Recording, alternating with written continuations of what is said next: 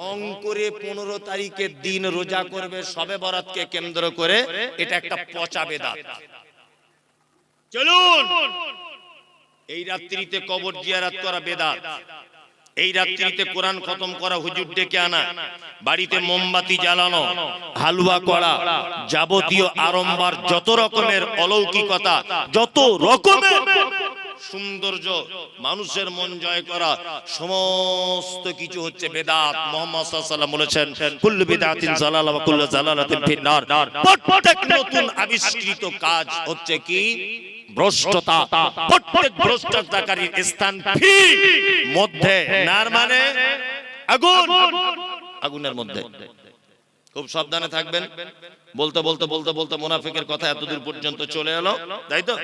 এবার আর একটা দুটো মানুষের পরিচয় করে দিব। ফাসেক নাম শুনেছেন? ফাসেক নাম শুনেছেন? ফাসেক কারা? ফাসেক হচ্ছে ওই লোক, ভালো করে বুঝবেন, ফাসেক ওই লোক যে লোক কাবিরা পাপের ভিতরে দীর্ঘদিন যাবত আছে, কাবিরা পাপ জানার পরেও ছাড়তে পারছে না, একই ফাসেক। তবে ফাসেকরা ইসলাম থেকে খারিজ হয়ে যায় না, ফাসেকদের ব্যাপারে ডাইরেক্ট জাহান্নাম ঘোষণা করা নেই। তবে আল্লাহ সুবহানাহু ওয়া তাআলা ফাসেকদের ব্যাপারে বলেছে, ওয়াল্লাহু লা ইয়াহদিল কওমাল ফাসিকিন। ফাসেকরা কখনো সঠিক রাস্তা খুঁজে পায় না। ফাসেক কাকে বলে? পিতামাতার সঙ্গে অসৎ ব্যবহার, ও কি ফাসেক? দাড়ি চাঁচা, এটা কি কাজ? ফাসেকি কাজ। ওই যে মৌলভী সাহেব কুটকুট করে চুলকায়, চুলকায় মৌলভী সাহেব। আবার অনেকজন বলছে আমার বউ কেমন করে, আমার বউ বলে দিয়েছে, রাখতে মানা করে দিয়েছে। তোমার বউ কি একেবারে দিব্যা ভারতী? তোমার বউকে চেনে কজন? এই গোলাম হোসেন চেনে কজন? ওই যে দক্ষিণ আফ্রিকার না কোথাকার একটা ক্রিকেট প্লেয়ার আছে, এত বড় বড় দাড়ি, না কোথায় বাড়ি, কি নাম? হাসি মামলা, এত বড় বড় দাড়ি, প্লেনে বসে আছে, ওর বউ বোরকা পরে ওর সাইডে বসে আছে, আর ও কোরআন মাজিদ তেলাওয়াত করতে করতে নাকি হাতে নিয়ে পড়তে পড়তে যাচ্ছে। ইন্টারন্যাশনাল ক্রিকেট খেলছে একজন দামি লোক, এত বড় বড় দাড়ি, তার বইয়ের লজ্জা লাগে না?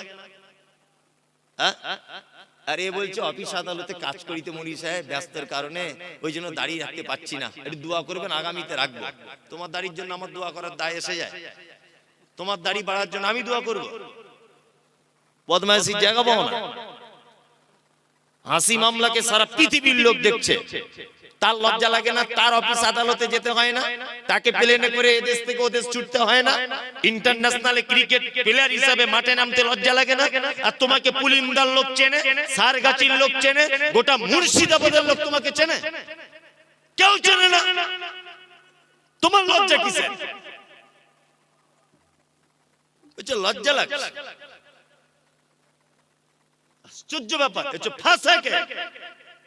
কারণ এটা একটা বড় পাপ, এটা বড় পাপ জানার পরেও ও যে চাচ্ছে বারবার, এই কারণে ফাসেক। তবে একটা কথা বলে দিচ্ছি, ফাসেক আপনি যদি এই কাজের কারণে হন, তাহলে আপনাকে তওবা করে ফেরত আসতে হবে। এখন রাস্তা আছে যে আপনি ফাসেকে আছেন, কি বলছি মাথায় থাকবে এটা, তওবা করে ফেরত আসুন। আর একটা কথা বলছি, আপনি পুলিন্দা মাদ্রাসায় 1 লাখ টাকা দান করেছেন, এসব বাস্তব কথাগুলো কেউ তুলে ধরে না।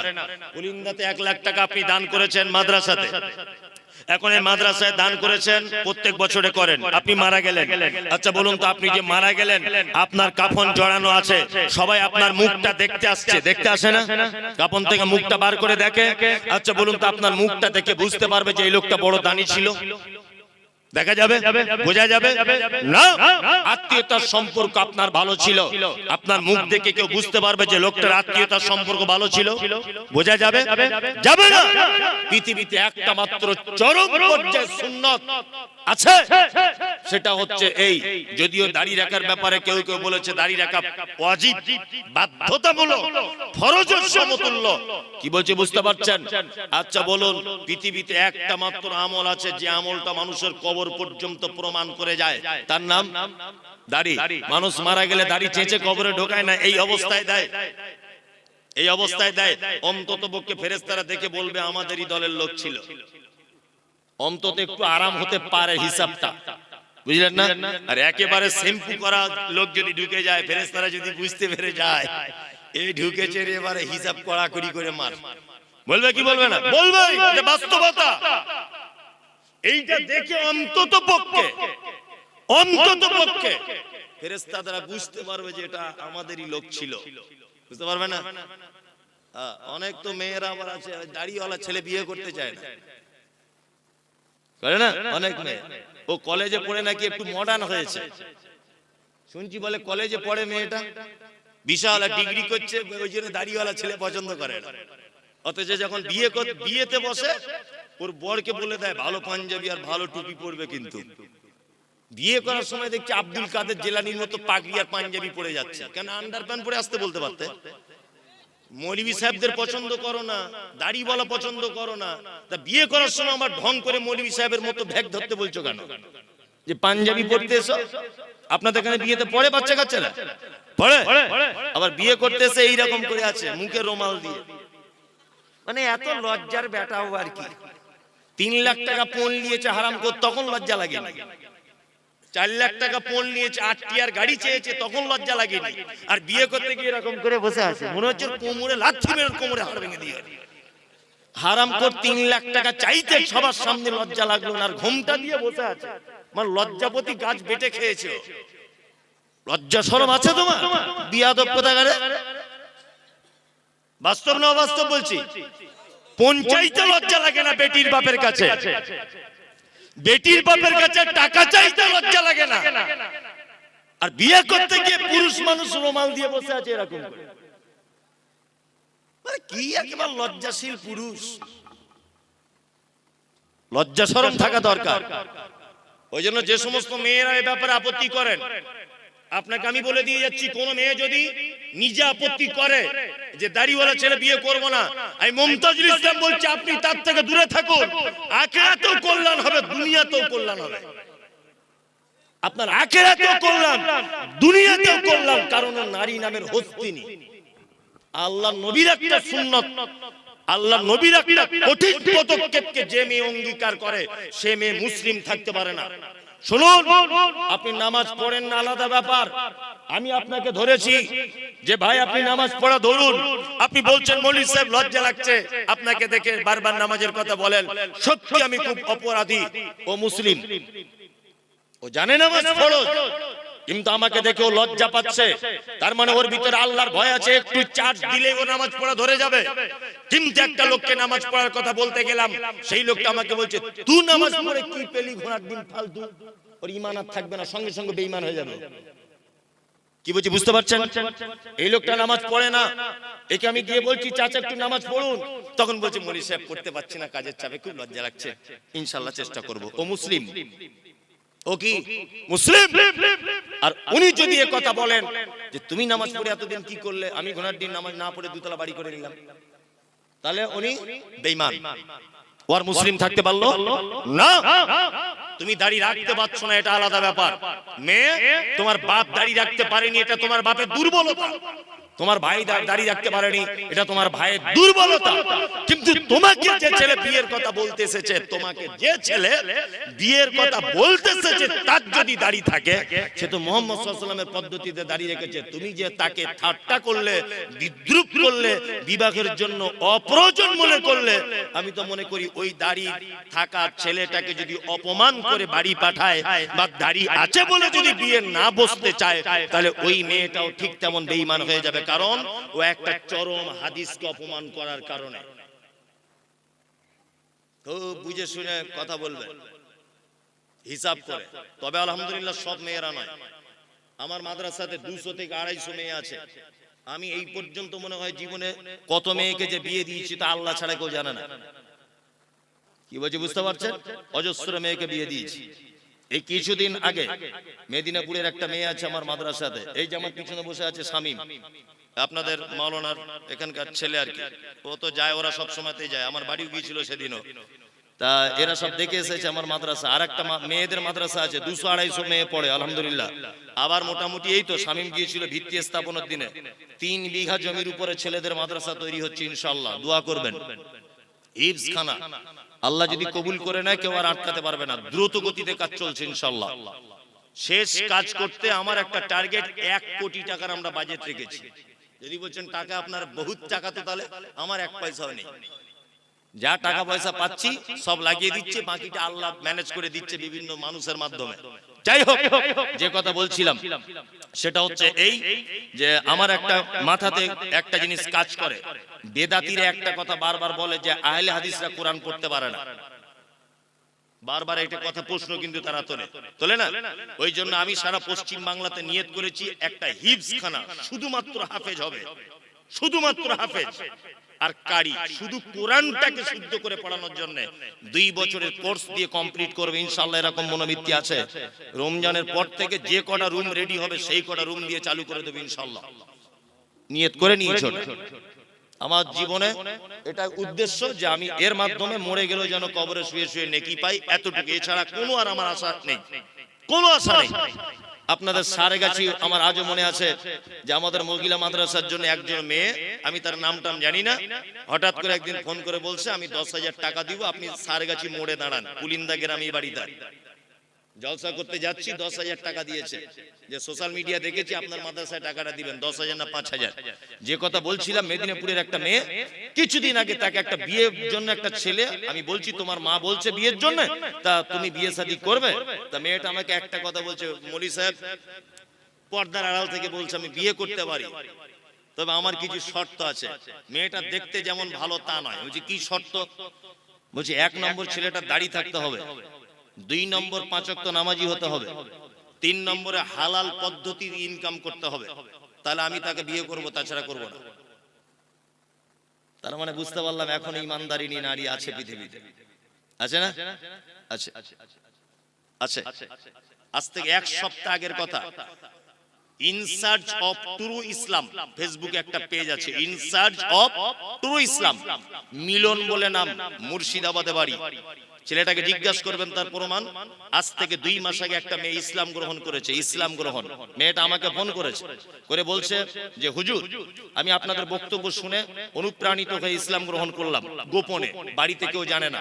মেয়েটা বিয়ে পড়াশোনা করছে কলেজে, খুব সুন্দরী, চরম সুন্দরী মেয়েটা দেখতে। তা আমাকে বলছে হুজুর আমি বিয়ে শাদী করব, লুকিয়ে আমাকে একটু বিয়ের ব্যবস্থা করে দেন, আমার বাড়ি থেকে জানতে পারলে আমাকে জবাই করে দিবে, আমাকে জবাই করে দিবে। সেই মেয়েটাকে আজ থেকে 5 দিন আগে আপনাদের বহরমপুরে একটা ছেলের সঙ্গে বিয়ে দিলাম। তা মেয়েটাকে বলছি কেমন ছেলে পছন্দ? তা মেয়েটা বলছে দাড়িওয়ালা ছেলে হতে হবে, 5 ওয়াক্ত নামাজ পড়তে হবে, হালাল ইনকাম করতে হবে, গরিব হলেও চলবে, ঘর বাড়ি থাক আর না থাক। মানে মেয়েটা এত সুন্দরী, যদি বলছেন আপনি দেখলেন কি করে? সত্যি বলতে ও আমাকে দেখার জন্য একটা ছবি পাঠিয়েছিল যে আমি এই মেয়েটা, সেটা দেখে আমি একটা অনুভব করলাম। দেখুন একজন হিন্দু নারী 2 মাস ইসলাম গ্রহণ করেছে, তার মনের ভিতরে ইসলামের কত ভালোবাসা জন্ম হয়েছে বলে নারী এই কথা বলতে পারছে দাড়িওয়ালা ছেলে ছাড়া বিবাহ করব না। আপনাকে ফোন নাম্বার দিতে পারি, তার বরের কথা বলবেন যে ঘটনা সত্য না মিথ্যা। বাড়ি থেকে বার হয়ে চলে এসেছে, হিন্দু মেয়ে মুসলিম হয়েছে, ইসলাম গ্রহণ করেছে, তার সমস্ত কোর্টের ডকুমেন্টস রয়েছে, মুসলিম একটা ইমানদার ছেলে তাকে স্ত্রী হিসাবে গ্রহণ করেছে। ভালো নারী নেই এ কথা বলবো না, তবে যত খারাপই আমাদের যারাই কলেজে পড়ছে আর যারা বড় ডিগ্রি করতে যাচ্ছে, ফ্যাশন হয়েছে, এরা বলছে আমাদের আর পছন্দ হচ্ছে না, আমাদের আর পছন্দ হচ্ছে না। কি বলছি বুঝতে পারছেন? দূরে থাকবেন। আল্লাহ তুমি আমাদের ফাসিকি থেকে বাঁচার তৌফিক দান করো, আমিন বলুন, আমিন। চলুন আর একটা ব্যাখ্যা করে দিই, তারপরে আর একটা করব, সেটা হচ্ছে মুশরিক। নাম জানেন মুশরিক? মুশরিক, মুশরিক কে? শিরিক করে, উনি ভালোই বলতে পারছেন, শিরিক করে মুশরিক। এবার আপনাকে একটা কথা বলে দিচ্ছি, শুনে রাখেন, এই কথা বললে তো আরো আপনি আশ্চর্য হবেন। হিন্দু, মুসলিম, জৈন, খ্রিস্টান, হাঁড়ি, চুয়ার, চামার, বাগদি, ছুতর, মেথর, পৃথিবীতে যত জাতির মানুষ বসবাস করে, যত ধর্মের মানুষ বসবাস করে, কোন ধর্মের ভিতরে মুশরিক বর্তমানে খুঁজে পাওয়া খুব মুশকিল। হিন্দু, এদের ভিতরে মুশরিক নেই। খ্রিস্টান, এদের ভিতরে মুশরিক নেই। ইহুদি, এদের ভিতরে মুশরিক নেই। হিন্দু বর্তমানে যারা, তাদের ব্যাপারে কোরআন মাজিদে শব্দ এসেছে সাবেঈ। সাবেঈ হচ্ছে তারা। কারা? সাবেঈ হচ্ছে তারা যারা এক আল্লাহকে আল্লাহ বলে মানে, তারপরেও বিভিন্ন দেব দেবীর আলাদা আলাদা ক্ষমতা আছে এটা মানে। এরা হচ্ছে সাবেঈ। একটা হিন্দু ভাইকে জিজ্ঞাসা করবেন এত বৃষ্টি হচ্ছে কে দিচ্ছে, ও এক চান্সে বলবে বৃষ্টি দিচ্ছে উপরওয়ালা, বলবে না? তার মানে ও জানে উপরে একজন আছে। তারপরেও দেখবেন ও লোহা লাক্কড়ের ব্যবসা করে, কি পূজা করে? বিশ্বকর্মা। তার মানে ওর এটা ধারণা যে লোহা লাক্কড়ের ডিপার্টমেন্টটা বিশ্বকর্মার হাতে আছে। আর কলেজের স্টুডেন্ট, স্কুলের স্টুডেন্টরা কি পুজো করে? সরস্বতী। সরস্বতীকে বলা হয় বিদ্যার দেবী। তার মানে বাপ মা তার মেয়েকে বলে দেয় এটা তুমি সরস্বতীর পূজা করবে, কারণ এটা হচ্ছে বিদ্যার দেবী, তুমি ভবিষ্যতে মাইকের মধুসূদন দত্ত হতে পারবে, কারণ এই ডিপার্টমেন্টটা এর হাতে আছে। এ হচ্ছে কি সাবেঈ মুশরিক। কে? মুহাম্মদ সাল্লাল্লাহু আলাইহি ওয়াসাল্লামকে বলা হচ্ছে আপনি জিজ্ঞাসা করুন তাদেরকে রাত এবং দিনের বিবর্তনের মালিক কে? এক চান্সে তারা বলবে আল্লাহ। সুস্থতা অসুস্থতার মালিক কে? আল্লাহ। বেঈমান মুশরিক আবু জেহেল কথা বলবে। আল্লাহ নবী সাল্লাল্লাহু আলাইহি ওয়াসাল্লাম যখন বলছেন কি ব্যাপার, রাত দিনের মালিক আল্লাহ, এই কথা আপনি বললেন, সুস্থতা অসুস্থতার মালিক আল্লাহ, এই কথা আপনি বলছেন, তাহলে কেন আপনি আল্লাহকে ডাইরেক্ট ডাকতে পাচ্ছেন না? আবু জেহেল তখন বলছে মুহাম্মদ শোনো, বেশি ফটর ফটর করিও না, সব কিছুর মালিক আল্লাহ এটা আমি জানি, কিন্তু তোমার আল্লাহকে ডাইরেক্ট পাওয়া যাবে না। আল্লাহকে পেতে গেলে 360টা দেব দেবীর মাধ্যমে পেতে হবে। তার মানে বোঝা যায় যারা আল্লাহকে ডাইরেক্ট পাওয়া যাবে না এই ধারণা রাখে, আর 360টা দেব দেবীর মাধ্যমে আল্লাহকে পেতে হবে এই ধারণা যারা রাখে, এরা কি মুশরিক। মুশরিক হিন্দুর ভিতরে নেই, খ্রিস্টানের ভিতরে মুশরিক নেই, কোন জাতির ভিতরে মুশরিক নেই। বর্তমানে মুশরিক গিজ গিজ গিজ গিজ গিজ গিজ করছে মাথার উকুনের মতো নামধারী মুসলিমদের ভিতরে। আজ পর্যন্ত পশ্চিম বাংলার কিছু মুসলমান তাদের দাবি আল্লাহকে ডাইরেক্ট পাওয়া যায় না, আমাদের হুজুরের মারফতে তবে আল্লাহকে পেতে হয়, দাবি নেই। এরা কি মুশরিক। এই দেখুন আল্লাহ তাআলা মুশরিকদের ব্যাপারে সূরা তাওবা আয়াত নাম্বার 114 আল্লাহ তাআলা বলছেন মা কানা লিন নবিয়্যি ওয়াল্লাযিনা আমানু আন ইস্তাগফিরু লিল মুশরিকিন। নবী এবং ইমানদারদের জন্য উচিত নয় যে মুশরিকদের জন্য ক্ষমা প্রার্থনা করবে। এই মুমতাজুল ইসলাম বলছি, যারা মাজার পুজো করে, যারা পীর পুজো করে, ওদের জানাজা তো দূরের কথা, ওদের জন্য দোয়া পর্যন্ত করা যাবে না, কারণ ওরা মুশরিক। অবশ্যই ওরা মুশরিক, ওরা মুসলিম নয়। আল্লাহ তাআলা বলছেন ওয়ালাউ কানু উলি কুরবা,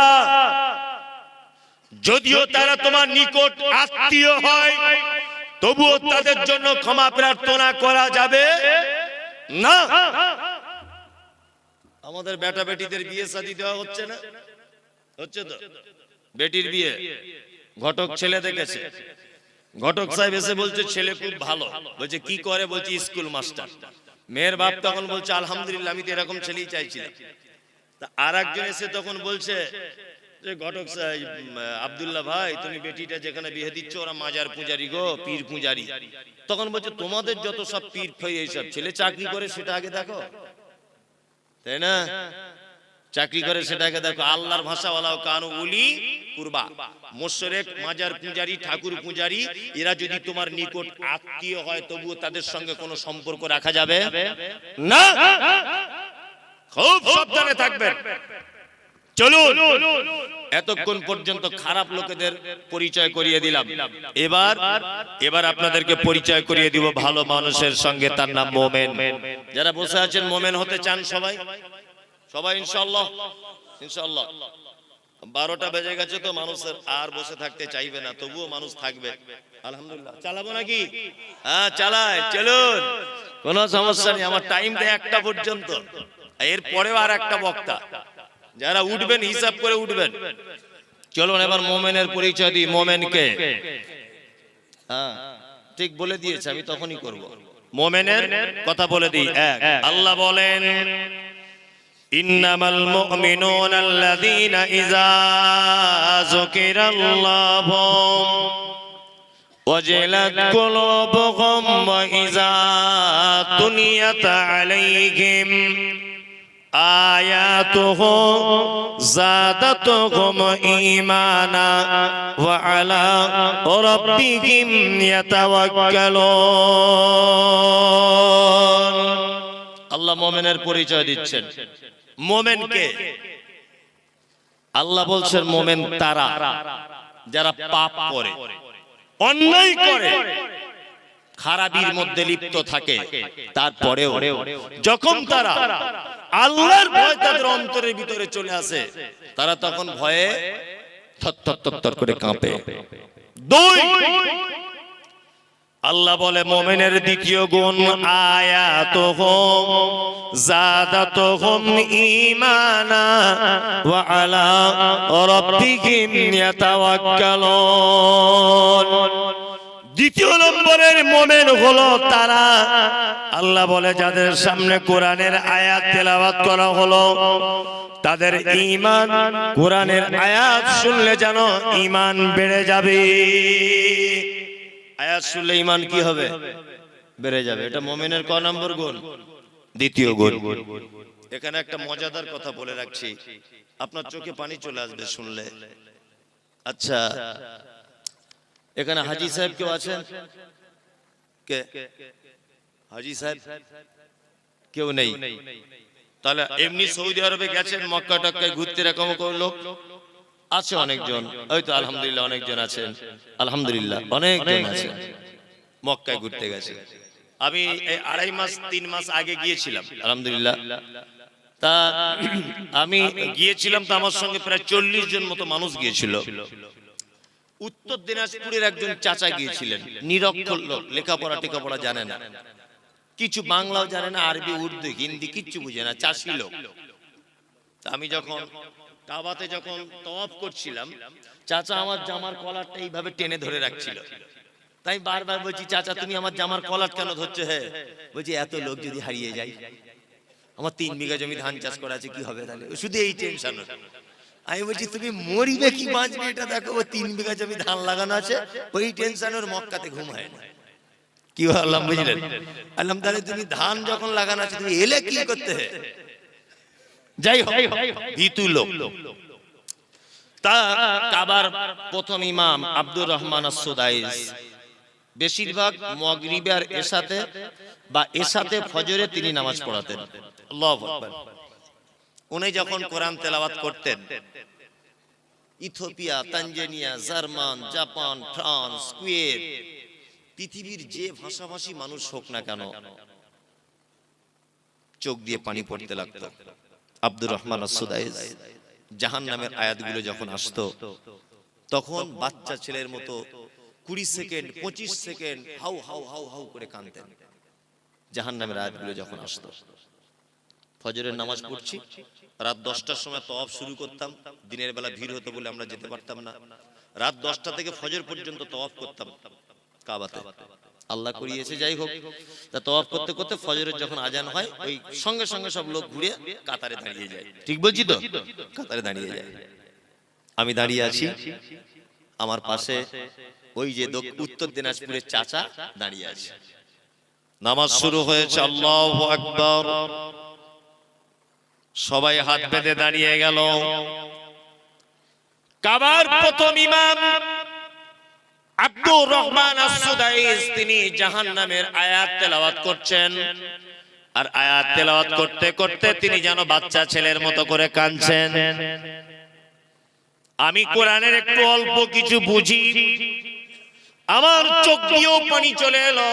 আমিও বাচ্চা ছেলের মতো ডুকরে ডুকরে কাঁদতে লাগলাম।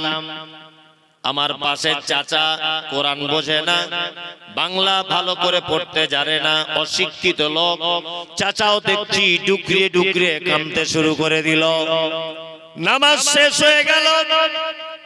কাবা থেকে জমজমের পানি পান করে যখন ফাঁকে বার হয়ে গেলাম, চাচাকে ডেকে বললাম, চাচা সত্যি করে বলো দেখি, কাবার ইমাম আরবি ভাষী মানুষ, তিনি কোরআনের আয়াত বুঝতে পেরেছেন তাই কাঁদছেন। আমি মুমতাজুল 2 পাতা পড়া আলেম, আমি ব্যাপারটা বুঝতে পারলাম, এই জন্য চোখ দিয়ে পানি চলে এলো। তোমার কেন চাচা চোখ দিয়ে পানি চলে এলো বলো? চাচা তখন বলছে, বেটা মুমতাজুল, 70 বছর আমার বয়স, আমি 50 বছর যাবত আমাদের গ্রামের মসজিদে নামাজ পড়ি, কিন্তু কোরআন শুনলে অন্তর গলে না। কিন্তু আজকে আশ্চর্য ব্যাপার, কাবা শরীফে নামাজ পড়তে এলাম, আর কাবার ইমামের তেলাওয়াত শুনে আমার চোখ দিয়ে পানি বার হয়ে গেল। আমিও বাচ্চা ছেলের মতো ডুকরিয়ে ডুকরিয়ে কেঁদে দিলাম। আমার আল্লাহর কোরআনের আয়াতের কথা মনে হলো। আল্লাহ বলে, আয়াতুহু যাদাতুহুম ঈমানা ওয়া আলা রাব্বিহিম ইয়াতাওয়াক্কালুন। মুমিন হলো তারা, তাদের সামনে যখন কোরআনের আয়াত তেলাওয়াত করা হয় তাদের ঈমান তখন বেড়ে যায়। চাচা তুমি কোরআন জানো না, তুমি কোরআন পড়তে জানো না, কিন্তু তুমি 1 লক্ষ টাকা খরচা করে কাবায় চলে এসেছো, তোমার ঈমানের পরিপূর্ণতা লাভ করেছে, তোমার ঈমান কাজ করছে। ওই জন্য চাচা আমার গলা ধরে হাউ হাউ করে বলছে, কাঞ্চার বলছে, বেটা মুমতাজুল, তুমি আমার বেটার থেকে অল্প বয়সের, কিন্তু কোরআন শুনলে যে চোখ দিয়ে পানি চলে আসে, আজকে তার জ্বলন্ত প্রমাণ পেলাম। ওই জন্য বলি বন্ধু, টাকা দার্জিলিং এ গিয়ে নষ্ট না করে দিয়ে, গ্যাংটকে গিয়ে নষ্ট না করে, ওই আপনার সুন্দরবন বেড়াতে গিয়ে টাকা নষ্ট না করে, একবার অন্তত পক্ষে 80-90 হাজার টাকা খরচা করে কাবায় চলে যান, আপনার ঈমান বেড়ে যাবে। আল্লাহ বলছে, মুমিন তারাই তো মুমিন যাদের সামনে আমার কোরআন তেলাওয়াত করা হবে, ইমাম সাহেব তেলাওয়াত করবে, পিছনে মুসল্লি দাঁড়িয়ে থাকবে, আর তার ঈমান যেন আস্তে আস্তে করে বেড়ে যাবে। আমাদের ঈমান বাড়ে। ফজরের সময় 2টা আয়াত যদি ইমাম সাহেব বেশি করে যদি তেলাওয়াত করে দেয়, তা মুসল্লিরা ঝামেলা লেগে যায়, ঝামেলা লেগে যায়। আল্লাহ বলে, মুমিন তারা ওয়া আলা রাব্বিহিম ইয়াতাওয়াক্কালুন। মুমিনের 3 নম্বরের গুণ, খায়রিহি ওয়া শাররিহি মিনাল্লাহি তাআলা। মুমিন যা কিছু হবে আল্লাহর উপরে ভরসা করবে। মুমিন কার উপরে ভরসা করে? আল্লাহর উপরে। হায়াত মওতের মালিক কে? আল্লাহ। রুজির মালিক আল্লাহ। দোকান করেছে, ঈমান আছে তো? দোকান করেছে, দোকানের পিছনে দেখছি একটা তাবিজ ল্যামিনেশন করে টাঙানো আছে, তাই না? তা চাচা তোমার তাবিজ কি ব্যাপার? বলছি বেচাকেনে বরকত হবে। তাই বলছি কে দিয়েছে? বলছে আমাদের হেড মাওলানা দিয়েছে। বোঝানোর জন্য বলছে। তাই হেড মাওলানা যদি এত বরকতের তাবিজ দেওয়া শিখে গেছে, তা তাবিজটা নিজের কাছেই রাখতে পারে, এত বরকতের দিনে বিচি দিলে কি করে? ঈমান আছে তো? 4টে আংটি পড়েছে যুবক ছেলে, 4 রকমের কোয়ালিটির পাথর। এটা কি? বলছে বউ কথা শোনে না। এটা কিসের আংটি? বলছে ঘন ঘন পেচ্ছাপ হয়। এটা কিসের? বলছে বাপের বাড়ি বউ গেলে রাস্তে চায় না। আর এটা বলছে রাতে চমকে উঠি তাই। হযরত ওমরের নাম শুনেছেন? ওমর দামি মানুষ না? দামি মানুষ। পৃথিবীতে অনেক জিনিস আছে যেগুলো ডাইরেক্ট জান্নাত থেকে এসেছে, তার ভিতরে একটা হাজির আসওয়াদ, তাই না? যখন পৃথিবীতে আছে, এটা মুসলিম শরীফের হাদিস, তখন সাদা দুধের মতো ছিল পাথরটা। আল্লাহ নবী সাল্লাল্লাহু আলাইহি ওয়াসাল্লাম বলছেন, আদম সন্তান তার পাপের বোঝা নিয়ে তাকে চুম্বন করতে করতে একদম কালো করে দিয়েছে। আমি নিজে আলহামদুলিল্লাহ 2 বার চুম্বন করে এসেছি, আল্লাহ করিয়েছে। খুব রিস্ক চুম্বন করা, ওখানে মারাও যেতে পারে কোনো মানুষ, এত রিস্ক। মানে আপনি হাড়ির মুখের মতো, তখন যখন মুখ ঢোকাবেন পিছন দিক দিয়ে 1,500 মানুষ আপনাকে চাপছে। এই 1,500 মানুষ বা 500 মানুষ, 1000 মানুষকে সামলে তবে চুমুটা খেতে হবে। ওই জন্য আমি বলি আমাদের বাঙালিদের একটা বদ অভ্যাস, বুড়ো না হলে হজে যায় না। হজে বুড়ো বয়সে গেলে 10 পয়সা দাম না, এমনি টাকা খরচাই হবে, ও কিছুই করতে পারবে না। ও না তপ করতে পারবে, চুমু খাওয়া তো দূরের কথা, না পাথর মারতে পারবে, ফ্যাল ফ্যাল করে তাকিয়ে থাকতে হবে। 5 লাখ টাকা জলে চলে গেল। যেতেই যদি হয় 35, 37, 38 বছরে যান, যেন দুজনকে যেন রুখে দেওয়া যায়। দক্ষিণ আফ্রিকার মেয়ে ছেলেগুলো তাদের যা বডি আর যা ধাক্কা মারছে, তারা আমার মতো 4টে পুরুষকে ফুটবলের মতো ছুঁড়ে ফেলে দিবে, এত ক্ষমতা তাদের গায়ে।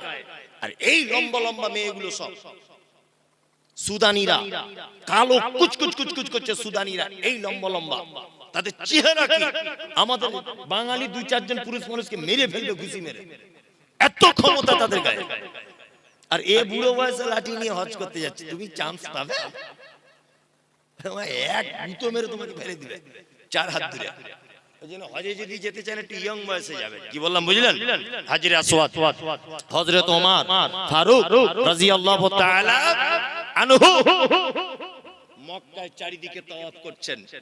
হাজরে আসওয়াদ যেখানে আছে, ওই জায়গাটা হাজরে আসওয়াদের দিকে আঙ্গুল বাড়িয়ে দিয়ে বলছেন, হাজরে আসওয়াদ তুমি একটা পাথর, তুমি মানুষের কোনো উপকার করতে পারো না।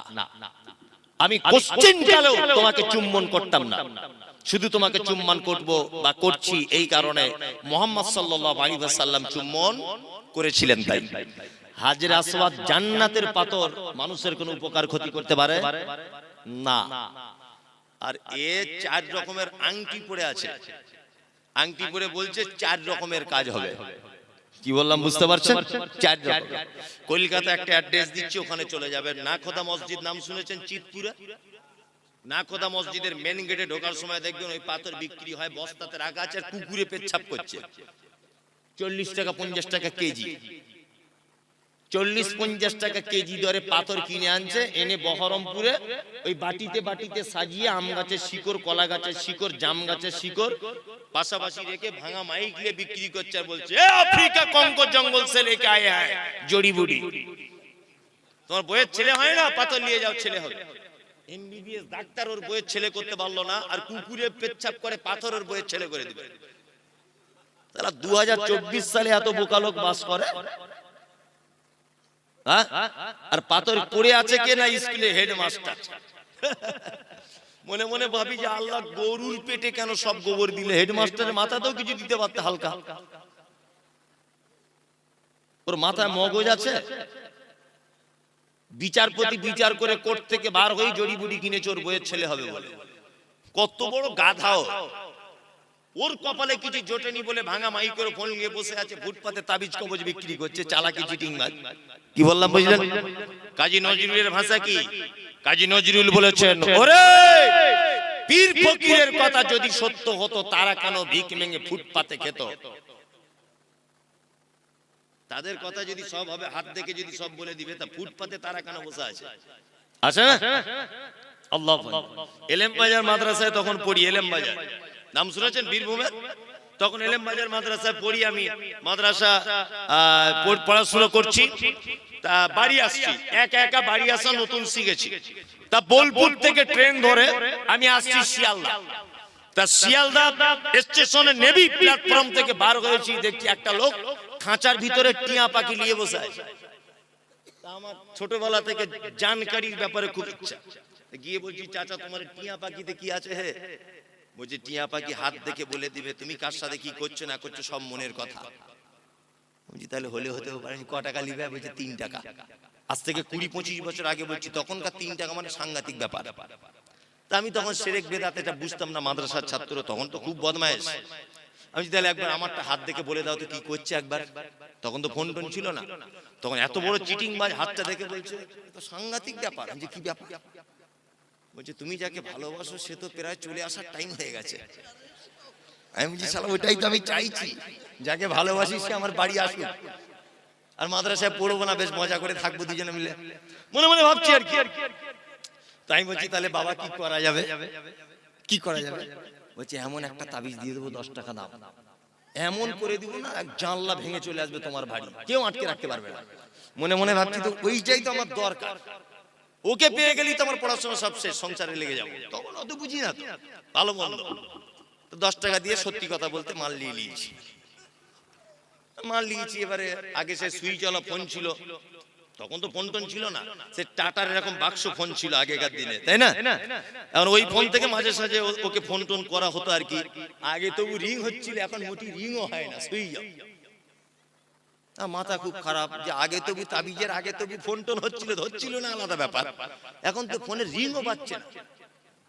তাই আমি মনে মনে খুব মনটা খারাপ যে আসছে না, শুধু অপেক্ষা, বাড়িতে ভাত টাত খাচ্ছি, আমার মা বলছে ভাত খেলে না, খাবো না, আমি তো অপেক্ষা করছি কখন আসবে আর কি, আসছে না। মাদ্রাসায় ফের যখন ফিরে যাচ্ছি আর কি, যে ওকে ধরবো, আর মাদ্রাসায় পড়া ছেলে ও তো জানে না, কঠিন খাতারনাক। আরো যারা মাদ্রাসায় অর্ধেক করে ছেড়ে দিয়েছে, এরা এই রাস্তা দিয়ে চললে ইবলিশ শয়তান 13 কিলোমিটার দূর দিয়ে যায়। যে হাফ মাদ্রাসায় পড়ে ছেড়ে দিয়েছে, ও যদি এই রাস্তা দিয়ে হাঁটে পুলিন্দার, তো ইবলিশ শয়তান 13-14 কিলোমিটার দূরে চলে যাবে, যে ওরে বাবা সাংঘাতিক, আমার থেকে বড় আসছে, ও ধারে পাশে যাওয়া যাবে না। আর মাদ্রাসার ছেলেরা বদমাশ হওয়ার কারণ আছে, সব খারাপ মালগুলোতে এক জায়গায় থাকে, আর ভালো মাল সব আলামিন মিশনে পড়ছে, বুঝলেন না? বাড়িতে টিকতে পারছে না, কলা চুরি, এর পুকুরের মাছ চুরি সহ্য করতে পারছে না, চল মাদ্রাসায় পুলিন্দায় দিয়ে এই মরিবি, তুই এখন বোঝ যা পারবি কর। ঘটনা তাই না? তাই আমি তো ভুক্তভোগী, আমি তো মাদ্রাসা চালাচ্ছি, আমি জানি। কি বলবো আপনাকে? তা যাই হোক, তা যাবার সময় তো লোকটাকে বলছি, চাচা কাকা সে ওই দিন তাবিজ দিলে কই এলো না তো। চিটিং বাজদের কি হয় দেখুন। আবার বলছে দেখি হাতটা দেখি, তা হাতটা দেখে এরকম করে বলছে, এ তো কঠিন ব্যাপার। কি ব্যাপার? ঘটনা কি? বলছে এই যে দাগটা বেঁকে গেছে না এইদিকে, যা বেঁকে গেছে তো কি হলো? বলছে আগের দিন তো বেঁকা ছিল না, আজকে বেঁকে গেল কি করে? বলছে আমি যা এখানে দেখতে পাচ্ছি হাত দেখে, আগের দিনে তোমায় তাবিজ দিয়ে আমি ওকে বার করতে চাইলাম, ওর মা দেখতে পাচ্ছি কোথাও আবার 150 টাকার তাবিজ দিয়ে আটকে রাখার তাবিজ করেছে। এ শালা দুটো তাবিজে মারামারি লেগে গেছে, যার দাম বেশি তার কাজ বেশি। ওই জন্য তুমি যদি 250 টাকার তাবিজ কেন, তাহলে এবার আসার চান্স আছে। তখন আমি ভাবছি পাক্কা চিটিং মাছ, মাদ্রাসায় পড়া ছেলে। আমি ওকে বলছি তাহলে আমার কাছে তো 250 টাকা নেই, তা যে 10-20 টাকা আমার আব্বা দিয়েছে মাদ্রাসায় যাওয়ার জন্য, এক কাজ করি লটারির টিকিট কাটি, 50,000 টাকা ফার্স্ট প্রাইজ কোন নাম্বারে পড়বে একটু দেখে বলে দেন, ওইটা কাটবো। বলছে ওইটা বলা যাবে না, ওই চিটিং মার। আমি কার সাথে লাইন মারছি তুমি বলে দিতে পারছো, আমার বউ আসবে কিনা তুমি বলে দিতে পারছো, কার বউ কার সঙ্গে আছে এটা বলে দিতে পারছো, কে কার সাথে প্রেম করে আঙুল দেখে বলে দিতে পারছো, আর চিটিং বাজ কোন নাম্বারে ফার্স্ট প্রাইজ এটা বলতে পারো না।